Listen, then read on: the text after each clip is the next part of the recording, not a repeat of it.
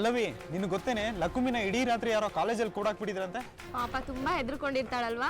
ಮತ್ತೆ ಇಷ್ಟು ದೊಡ್ಡ ಕಾಲೇಜಲ್ಲಿ ಇಡೀ ರಾತ್ರಿ ಒಬ್ಳೇ ಇರ್ಬೇಕಂದ್ರೆ ಭಯ ಆಗಲ್ವ ಹೇಳು? ಅದು ಅಲ್ಲದೆ ಲಕ್ಷ್ಮೀರ ಅಪ್ಪ ಅಮ್ಮ ಕಾಲೇಜಿಗೆ ಬಂದು ಕೂಡಾಕ್ತಾರು ಅಂತೇಳಿ ಜಗಳ ಮಾಡ್ತಾವ್ರೆ ಕಣೋ.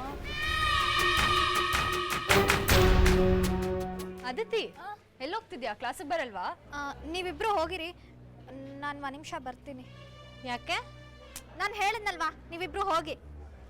ಬಾರೆ, ಅವಳದ್ದು ಯಾವಾಗ್ಲೂ ಇದ್ದಿದ್ದೆ.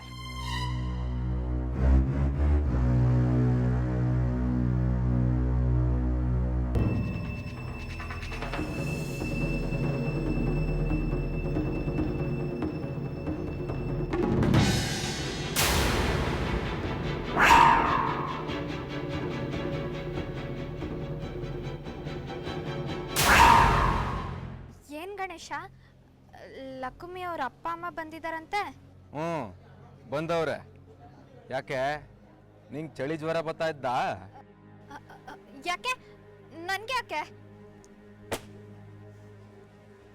ಬ್ಯಾಡ ಅಂಡಾಳಮ್ಮ, ಈ ವಿಷಯದಲ್ಲಿ ಅದೇನ್ ಮಸ್ಲತ್ ಮಾಡಿದ್ಯೋ ನಿಜ ಒಪ್ಕೊಬಿಡು.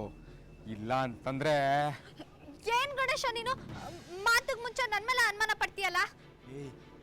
ನಿನ್ ಮುಖವ ನೋಡ್ತಾ ಇದ್ರೆ ನಂಗೆ ಅನುಮಾನ ಬತ್ತಾದೆ. ಮುಖ ನೋಡಿದ್ರೆ ಯಾರು ಹೆಂಗೆ ಅಂತ ಹೇಳಕ್ಕಾಗತ್ತಾ? ಇವಾಗ ನಿನ್ ಮುಖ ನೋಡಿದ್ರೆ ನಂಗೆ ಹಂಗೆ ಅನ್ಸುತ್ತೆ, ಹಾಗಂತ ನೀನ್ ಸರಿ ಇಲ್ಲ ಅಂತನಾ? ನೋಡು, ನೀನ್ ಹೀಗೆ ನನ್ ಮೇಲೆ ಸುಮ್ನೆ ಅನುಮಾನ ಪಡೋದನ್ನ ನಿಲ್ಸು. ನಾನು ಲಕ್ಷ್ಮಿ ಈಗ ಫ್ರೆಂಡ್ಸು, ಕ್ಲೋಸ್ ಫ್ರೆಂಡ್ಸು. ನಾನ್ ಯಾಕೆ ಅವಳಿಗೆ ತೊಂದರೆ ಕೊಡ್ಲಿ? ಹಂಗ ಕಾಲೇಜ್ ಒಳಿಕೆ ಪೊಲೀಸ್ನವ್ರ ಕರ್ಸಿದ್ರೆ ಹಿಂಗೆಲ್ಲ ಮಾಡಿದವ್ರು ಯಾರು ಅಂತ ಅವರೇ ಕಂಡುಹಿಡಿತಾರೆ. ಸುಮ್ಕೆ ನಾವು ಯಾಕೆ ಅಂದಾಜ್ ಮೇಲೆ ಮಾತಾಡೋಮ? ನೋಡು, ನಾನೇನು ತಪ್ಪು ಮಾಡಿಲ್ಲ. ನೀನು ಸುಮ್ನೆ ನನ್ನ ತಪ್ಪಿತಸ್ತೆ ಅಂತ ಅನುಮಾನ ಪಟ್ರೆ ಅದಕ್ಕೆ ನಾನೇನು ಮಾಡೋಕ್ಕಾಗಲ್ಲ. ನಾನಿನ್ ಬರ್ತೀನಿ.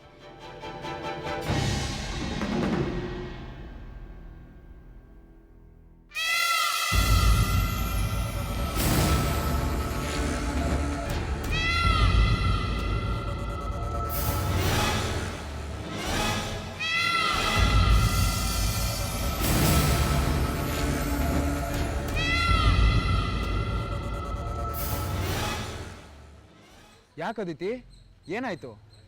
ಟಯರ್ಡ್ ಆಗಿದ್ಯಾ? ಟೆನ್ಷನಲ್ಲಿದ್ಯಾ? ರಾಹುಲ್, ನೀನ್ ಏನೇನೋ ಎಡ್ವರ್ಟ್ ಮಾಡಿ ಇವಾಗ ಎಲ್ಲ ನನ್ನ ತಲೆ ಮೇಲೆ ಬರೋ ಹಾಗಿದೆ. ಕಾಲೇಜಲ್ಲಿ ಎಲ್ಲರ ಬಾಯಲ್ಲೂ ಲಕ್ಷ್ಮಿಗೆ ಹೀಗಾಯ್ತಂತೆ ಅನ್ನೋ ವಿಷಯದ ಚರ್ಚೆ ನಡೀತಾ ಇದೆ.